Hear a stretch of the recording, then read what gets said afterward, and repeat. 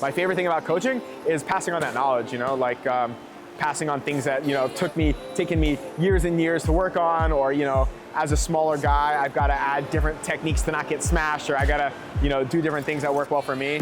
My favorite thing about coaching, and especially this place, is when someone can take just a little piece, and again, not saying my style or my technique is right or wrong, it's just saying this works well for me, here's this, maybe it can add value to you. So I love that when, you get people, whether they're jiu-jitsu competitors, MMA fighters, or just here for their hobbyists and they just want to learn something. You still have a good grip here, this is good, but I want you to rotate your hips over a little bit more to take away that hook even a little bit more, okay? And now you can start to move a little bit more carefully. There you go. Yeah, usually the structure of the class, we do warm-up, we do some drills, and then we do some techniques, and then I usually typically do positional rounds before we do open rounds. Obviously, it's good to practice the position that we were just drilling. Today's Thursday, 10 a.m. morning no-gi class, and the way that I structure the morning class is we build off the techniques throughout the week, which actually helps people who are even a little bit more on the beginner end, where they come and they see kind of the position, where if they don't totally understand it, they just keep coming throughout the week and understanding it. But it also gives the opportunity for the advanced guys. We introduce the position on Monday, and then we start doing all the what ifs, right? That's all jiu-jitsu is you're gonna try something, whoever you're going against is gonna try something else. So all the what ifs. If you can hold this position, you do something else. They move that way, you do something else. So this week we focused on, okay, how do we switch up my passing, okay? So we switched all the way to the headquarters. And that's a position a lot of people talk about, but it is, especially if you've never been in it, it's very hard to maintain and control. So first few days was really like trying to figure out how to get into the position and learning how to hand fight and kind of where to put my weight, where to distribute my weight to even use it. And then we started working on just different options, different passing options. And yeah, everyone's doing great. It's obviously such a mixed class all the time where probably half the group was here all week. And then there's quite a few people here that just got here. Sometimes people arrive late in the week and they're just jumping in today. So always trying to figure out how to run the class so that no matter, hopefully, if whatever skill level you're at, when you jump in at the beginning of the week or later in the week, you can get something out of the class today. So yeah, I'm really happy looking around. Even I just did the recap and looking around, even the guys that weren't here, I looked at their rash guards and the shorts. They look like they trained before. So the average skill level is pretty good. And yeah, just taking a look, everyone's doing a good job. I want you to try to take away the power of that hook. So yeah, step over the leg, lock nice and tight, lock your, yeah. Okay, so you still have a good grip here, this is good. But I want you to rotate your hips over a little bit more to take away that hook even a little bit more, okay? And now you can start to move a little bit more carefully. There you go. Big steps, yeah. Does that make sense? Yeah. That was good. So yeah, that was a good example. Actually, that guy, he just said hi to me and I was walking to the gym this morning. He just got here, he's here for 3 months.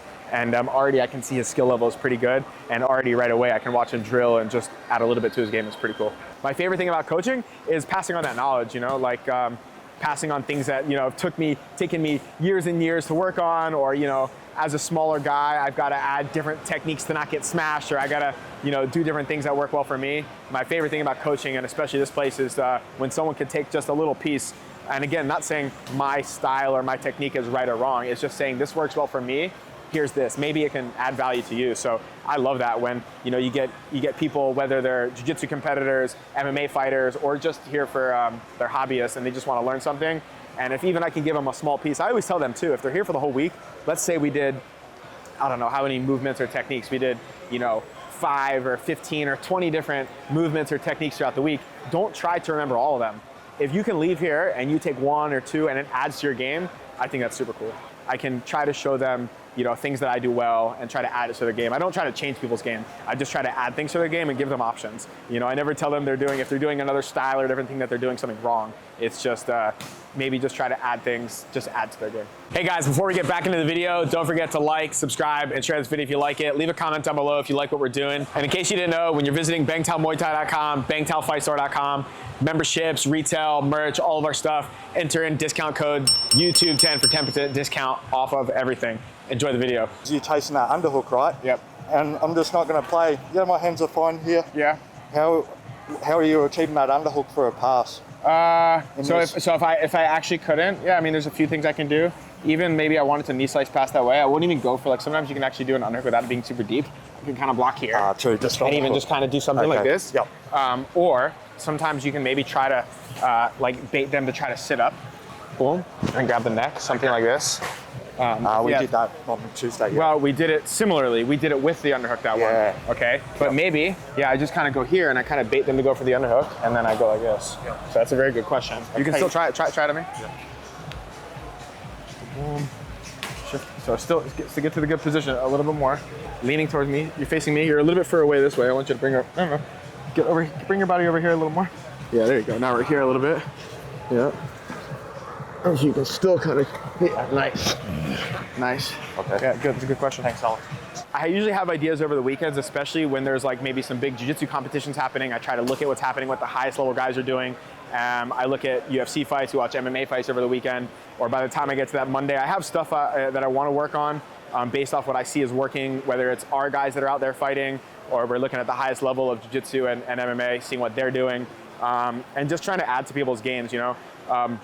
I don't have the luxury of having students here that are with me year round, and so I know their game, they know their game, or they know my game. I have to kind of judge it on that day. I look at, that's even why I do a lot of warm-ups. You know, there's a big argument for warm-ups in jiu-jitsu, doing them or not, but actually doing like a very basic warm-up is a really good indicator of their skill level. You know, can they do forward rolls, can they do backward rolls, hip escapes and stuff like that. And then I usually get to see, really figure out their skill level and how I structure the class. Okay guys, spread out, 5-minute rounds, 1-minute break.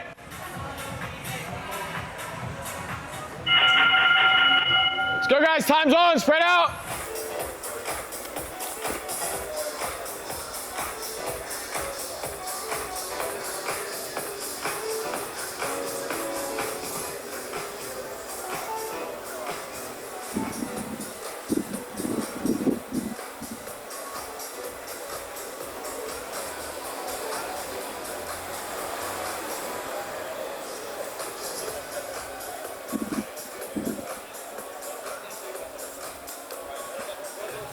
Yeah, usually the structure of the class, we do warm up, we do some drills, and then we do some techniques, and then I usually typically do positional rounds before we do open rounds. Obviously, it's good to practice the position that we were just drilling, you know? So often, like maybe you're drilling a technique or you're learning new techniques, but when you start from the open round, you might not end up in that position for a month from now, right? So it's a little bit tricky. So we always like to go to that position and feel it and feel what it's like to work from that position and give both people a chance, top and bottom, usually switching up partners. But then always everyone always wants to open rounds from the feet, 5-minute rounds. So we always finish the class with typically 5-minute rounds. We just keep it like that. And yeah.